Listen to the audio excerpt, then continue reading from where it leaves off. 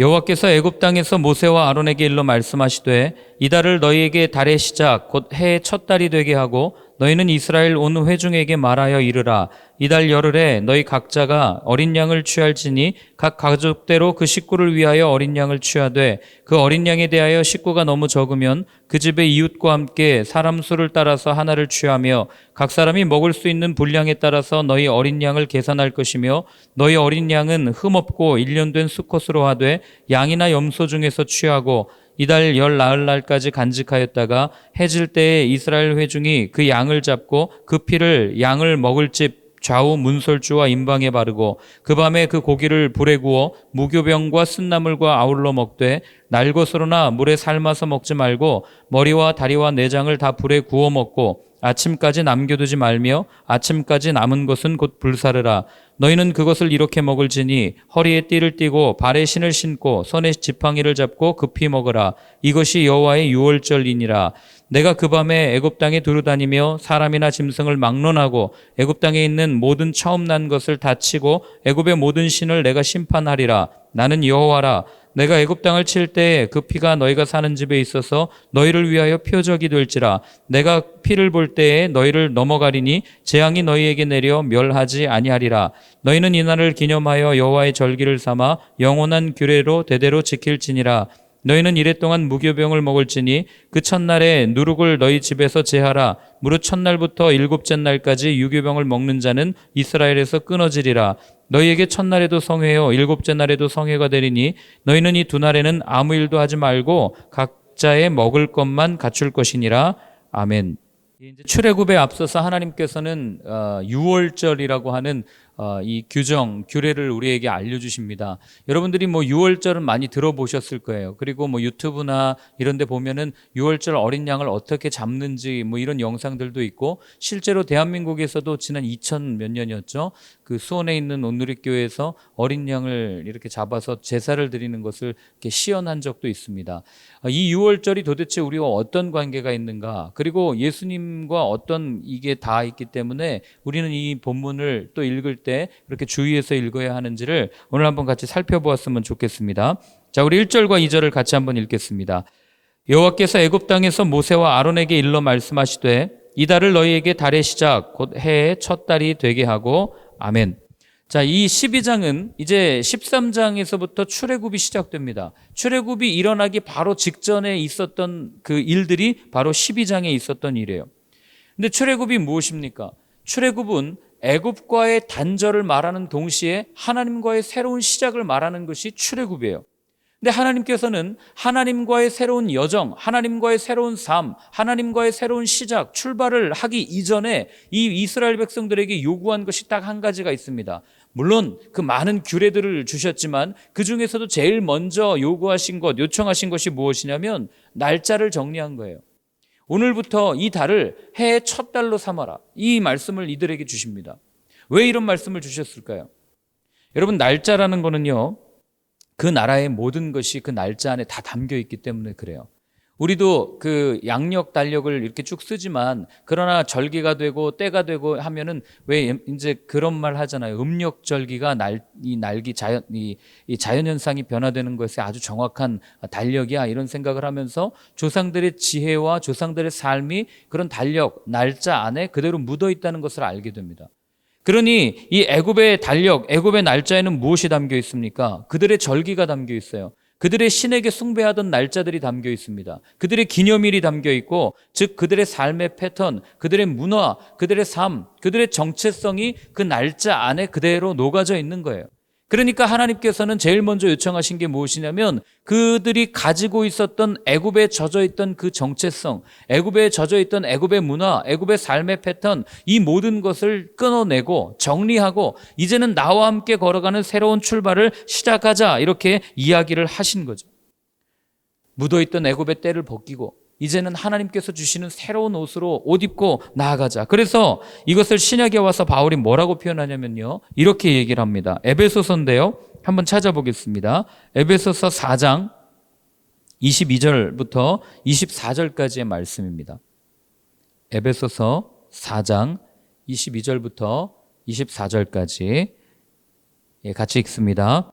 너희는 유혹의 욕심을 따라 썩어져가는 구습을 따르는 옛사람을 벗어버리고 오직 너희의 심령이 새롭게 되어 하나님을 따라 의와 진리의 거룩함으로 지으심을 받은 새 사람을 입으라. 아멘.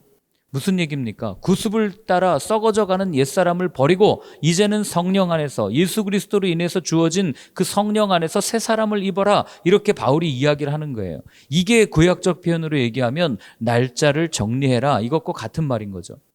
그러니 우리가 그동안 세상 속에서 세상의 문화, 세상의 때, 세상의 것들에 이렇게 흠뻑 취해 살던 우리가 예수님을 만난 이후에, 그래서 그런 고백도 하잖아요. 세례받은 날이 나의 새로운 생일입니다. 뭐 이렇게 고백하는 것도 우리가 듣지 않습니까?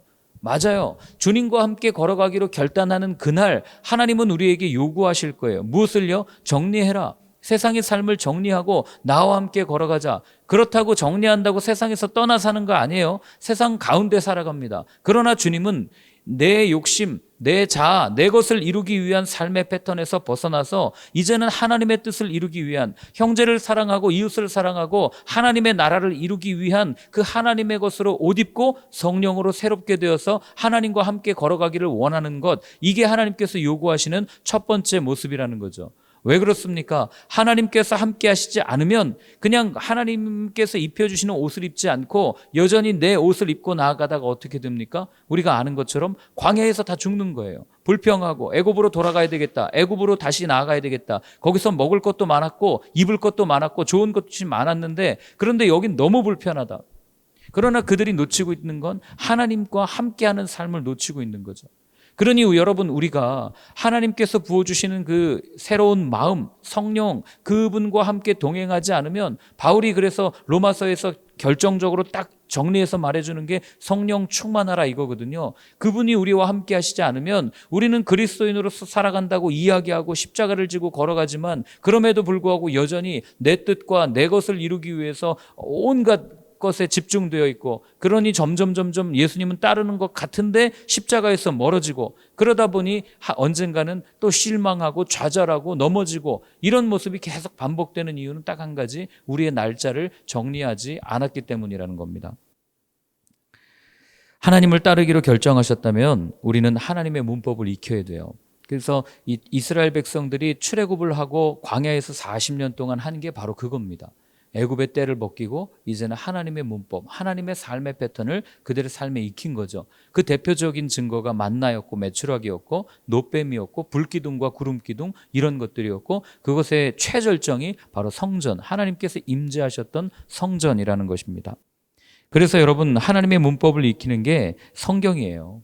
그래서 우리가 새가족분들한테 다른 거 하지 말고 성경 읽자고 이야기하는 이유가 거기에 있는 겁니다. 새가족분들 오면 예전에 같은 경우는 막 목사님도 설교를 주고 이 설교 들어봐 저 설교 들어봐 이렇게 했지만, 여러분 사실 설교는 하나님의 문법이 약간 희석되어졌을 뿐이에요. 조금 더 알아듣기 쉽게 설명해 줄 뿐인데, 거기에는 우리가 놓치지 말아야 될 게 목사 개인의 가치관과 생각과 이런 것들이 다 들어가 있습니다. 그래서 그건 응용한 거죠. 쉽게 얘기하면. 그래서 응용은 나중에 해도 됩니다. 가장 중요한 거는 가장 기본이 되는 교과서, 가장 기본이 되는 이 하나님의 말씀인 성경을 각자가 읽을 수 있도록 해주는 것, 이게 하나님의 문법을 익히는 가장 좋은 방법이라는 거죠. 자, 우리 3절부터 11절까지를 한번 같이 읽어보겠습니다. 너희는 이스라엘 온 회중에게 말하여 이르라. 이달 열흘에 너희 각자가 어린 양을 잡을지니 각 가족대로 그 식구를 위하여 어린 양을 취하되, 그 어린 양에 대하여 식구가 너무 적으면 그 집의 이웃과 함께 사람 수를 따라서 하나를 잡고 각 사람이 먹을 수 있는 분량에 따라서 너희 어린 양을 계산할 것이며, 너희 어린 양은 흠없고 일련된 수컷으로 하되 양이나 염소 중에서 취하고 이달 열 나흘날까지 간직하였다가 해질 때에 이스라엘 회중이 그 양을 잡고 그 피를 양을 먹을 집 좌우 문설주와 임방에 바르고 그 밤에 그 고기를 불에 구워 무교병과 쓴나물과 아울러 먹되 날것으로나 물에 삶아서 먹지 말고 머리와 다리와 내장을 다 불에 구워 먹고 아침까지 남겨두지 말며 아침까지 남은 것은 곧 불사르라. 너희는 그것을 이렇게 먹을지니 허리에 띠를 띠고 발에 신을 신고 손에 지팡이를 잡고 급히 먹으라. 이것이 여호와의 유월절이니라. 아멘. 자, 하나님께서는 유월절 규례를 아주 상세하게 설명을 해주세요. 이렇게 하고 이렇게 잡아서 그 다음에 어떤 모양으로 먹어라. 그리고 또 이게 너무 많으니까 혼자 먹기 좀 그러면 이웃과 함께 해가지고 둘이서 한 마리를 잡든지 두 가정이 한 마리를 잡든지 이렇게 해서 먹어라. 아주 상세하게 설명을 해주십니다. 그런데 여러분 보세요. 우리가 구원을 받은 입장에서 성경을 읽고 이 유월절 규정, 출애굽을 보면 우리에게는 너무 기쁜 날이죠. 이제 이 사람들이 곧 자유와 해방을 맛보는 날 아닙니까? 진정한 하나님 안에 머무는 삶을 이제 살게 될 텐데, 그러나 출애굽 사람, 이 애굽 사람들에게 이것은요 심판이라는 것을 우리가 잊으면 안 됩니다. 그래서 우리가 생각해 봐야 될 게 뭐냐면 이 심판에서 누가 건져지냐는 거예요. 이 애굽 땅, 이 세상으로 대변되는 애굽 땅에서 하나님이 심판을 하시는데 그 심판에서 건져지는 대상이 누구인가? 바로 하나님의 자녀, 하나님의 백성밖에는 이 심판에서 건짐을 받지 못한다는 거예요. 그러면 이스라엘 백성들이 구원을 받는 조건이 뭡니까? 그게 오늘 우리가 읽은 유월절 규정이에요. 흠없는 1년 된 수컷 어린 양이나 염소를 잡고 그 피를 문 좌우에 이제 문설주, 이 기둥 같은 데죠, 문지방 같은 데다가 바르고, 그리고 밤에 고기를 구워서 먹는데 무교병과 쓴나물을 함께 먹고 그 내장까지 다 불에 구워서 먹어라. 이튿날까지 남겨두지 말아라. 이걸 지키는 것이 하나님의 심판으로부터 건짐을 받는 유일한 조건이라는 거예요. 그러니 다른 거는 할 필요가 없어요. 그냥 하나님께서 말씀하신 대로 그냥 지키면 돼요. 그런데 여러분, 그 유월절에 굳이 양을 잡아야 됩니까? 염소를 잡아야 돼요? 잡아야 돼요. 왜요? 여기에 녹아져 있는 이 한 가지는 뭐냐면 구원, 죄로부터 구원받기 위해서는 반드시 그 죄에 대한 피값, 죄에 대한 생명값이 필요하다는 것을 하나님께서는 이 양을 잡으면서 알게 해주신 겁니다. 여러분, 양 잡는 거 나중에 한번 보세요. 그 징그러워서 못 봅니다. 잔인해요. 정말 양은 또 누우면은 발버둥 치지도 않아요. 가만히 있습니다. 그 양의 배를 가르고 그 내장을 뽑고 피투성이 되는 걸 볼 때, 만약에 제가 구약시대의 제사장이었으면 저는 막 구토하고 막 나가서 이거 못해 먹겠다고, 나 이거 못하겠다고 막 그러고 도망쳤을지도 모르겠습니다. 그렇게 잔인한, 근데 우리는 유월절 읽으면서 되게 기뻐하지만 이게 엄청 잔인한 그런 절기예요. 왜 하나님은 이런 절기를 우리에게 허락해 주셨을까? 이 모습 어디서 많이 보시지 않으셨어요? 아둥바둥 되지도 않고 칼을 대면 칼을 대는 대로 피를 흘리면서 죽는 이 양과 염소. 우리가 얼마 전에도 지켰어요. 이걸 기념해서 40일 동안. 뭔지 눈치채셨죠? 바로 예수님의 십자가 사건을 여기에서 그려내고 있는 거예요. 모든 인류를 구원하시기 위한 희생, 그리고 이 희생을 통해서만 하나님의 심판을 피할 수 있는, 그래서 문지방과 설주에 어린 양의 피를 바르면 내가 이 피를 보고 넘어가겠다, 너희를 넘어가리니, 이게 패스오버예요. 뛰어 넘어가겠다. 이게 유월절이에요. 예. 그러니까 예수님의 십자가의 보혈, 예수님의 그 십자가의 능력, 예수 그리스도를 믿는 사람에게만 하나님의 심판이 패스오버 된다. 이게 성경이 반복적으로 우리에게 들려주는 유일한 구원의 방법이라는 거예요. 그래서 베드로도 외칩니다. 성전에서 설교할 때 뭐라고 얘기합니까? 다른 이로서는 구원을 받을 수 없나니 천하 사람 중에 구원을 받을 만한 다른 이름을 우리에게 주신 일이 없음이라 분명하게 선언하고 있는 거예요. 그리고 나서 먹는 음식이 뭐였냐면 무교병과 쓴 나물인데, 여러분, 무교병이 뭡니까? 무교병은 누룩을 넣지 않은 이렇게 뭐라 그러죠? 이렇게 부풀어 오르지 않은 납작한 빵 같은 게 무교병이에요. 먹으면 아무 맛도 없고 그냥 밀가루 맛만 나는 그런 빵이 무교병이고, 그 다음에 쓴 나물은 뭐 말씀드리지 않아도 아시죠? 뭐 육모초라든지 이런 거 드셔보셨잖아요. 먹으면 막 온 인상이 써지는 그런 그런 나물을 먹으라고 이야기합니다. 왜 그럴까요? 무교병이라는 얘기는 제가 아까 누룩을 넣지 않았다고 말씀드렸죠. 누룩은 그 반죽에 넣어서 빵을 부풀리는 역할을 하죠. 이 빵을 부풀린다는 얘기는 빵의 그러니까 밀가루의 원래의 모습을 변질시켜 놓은 거예요. 그래서 성경에서는 누룩이 뭐를 상징하냐면 죄를 상징하죠. 바울이 그러잖아요. 누룩 있는 자들에게서 피하라. 예수님도 마찬가지로 말씀하시죠. 그래서 성경은 누룩을 죄라고 이야기해요. 그러니까 오늘 무교병을 먹으라는 얘기는 무엇을 얘기합니까? 자연스럽게 죄에서 떠난 삶을 의미하고 있는 거예요. 그 양을 잡고 그 피를 바르고 그 다음에는 어떻게 합니까? 죄에서 떠난 하나님 안에서 거룩하고 정결한 삶을 살아야 됨을 이 말씀은 우리에게 이야기를 해주는 거죠. 거기서 끝나지 않아요.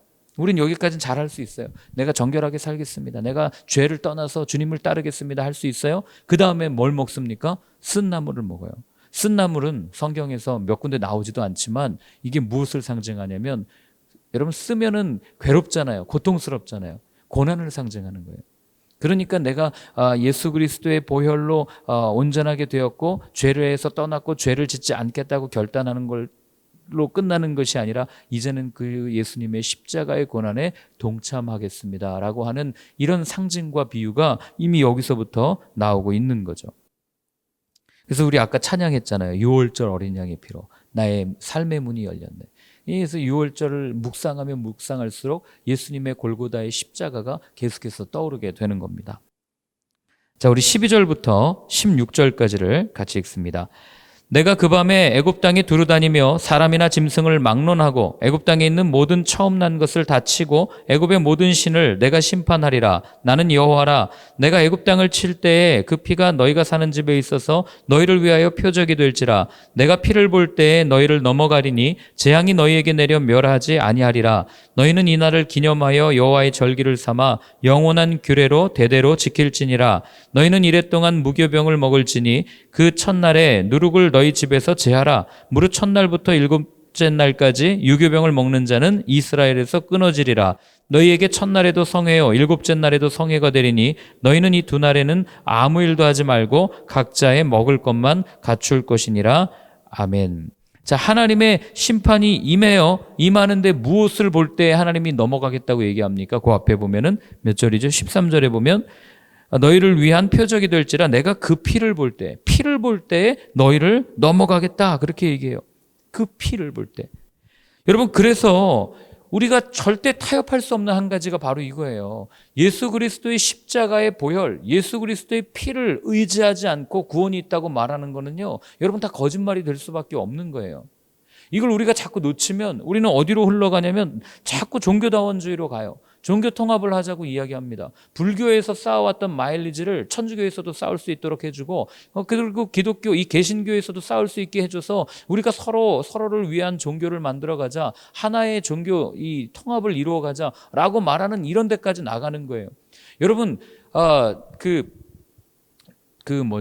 우리가 구원을 얻는데 어떻게 다른 방법이 있을 수 있겠어요? 그들은 얘기합니다. 중구에서 명동 쪽에서 남산을 올라갈 수도 있고 한남동 쪽에서도 올라갈 수 있고 저쪽 장충동 쪽에서도 올라갈 수 있고 결국 남산 정상에 올라가면 다 똑같은 거 아닙니까? 라고 우리는 사람들이 우리한테 이야기하면서 설득합니다. 붓다를 통해서도 구원을 얻을 수 있고 그리고 또 알라를 통해서도 구원받을 수 있다. 그렇게 이야기를 해요. 그러나 여러분 그렇지 않습니다. 이것에 대해서는 언젠가 한번 제가 자세하게 말씀드릴 날이 있겠지만 여러분 세상 사람들이 말하는 평화에 절대 속지 마십시오. 평화라는 이름은요 진리 위에서만 지켜질 수 있는 거예요. 진리가 아닌 데서 이루어지는 평화는요 가짜 평화입니다. 위장된 평화예요. 거짓 평화입니다. 남북이 지금 대치하고 있는데 평화롭습니까? 절대 평화롭지 않아요. 왜요? 거짓 위에 쌓여 있으니까요. 서로를 믿지도 않고 서로를 사랑하지도 않는데 그냥 평화롭게 살자. 우리 적당히 하고 살자. 그러고 나서 이게 무슨 평화입니까? 세상은 어떻습니까? 여전히 평화를 외치지만, 유엔이 평화를 외치지만 여러분 정말 평화를 외치고 있습니까? 어떻게 평화를 사랑하는 사람들이, 평화를 주장하는 사람들이 미얀마에서 저런 어려움을 당하고 있는데 저기에 대해서는 아무 얘기도 하지 못해요. 다 각각의 나라의 이득과 이익이 있기 때문에 거짓으로 위장된 평화를 외치면서 살아가는 세상이 바로 이곳 아닙니까? 종교는 어떻습니까? 종교도 동일해요. 서로 하나 되어서 같은 저기를 이루자라고 얘기하지만 여전히 지구촌 곳곳에서는 종교로 인해서 얼마나 많은 전쟁이 일어납니까? 여러분 전쟁 중에서 가장 잔인한 전쟁이 뭔지 아세요? 민족 간의 전쟁 아니에요. 다른 증오를 일한 전쟁 아닙니다. 가장 심각하고 역사 속에서 가장 잔인했던 전쟁은 종교 전쟁이에요. 이걸 여러분 우리가 놓치면 안 됩니다. 그렇다고 싸우자는 얘기가 아니에요. 우리는 전쟁이 나도 사랑하는 게 맞습니다. 예수님도 그렇게 했기 때문에. 그러나 중요한 건 뭐냐면 다다익선을 말하는 그런 종교 통합, 종교 다원주의에서 여러분 분별할 수 있어야 한다는 거죠. 오직 예수 그리스도를 통해서만 구원에 이를 수 있습니다. 이건 우리가 절대로 타협할 수 없는 본질이라는 거예요.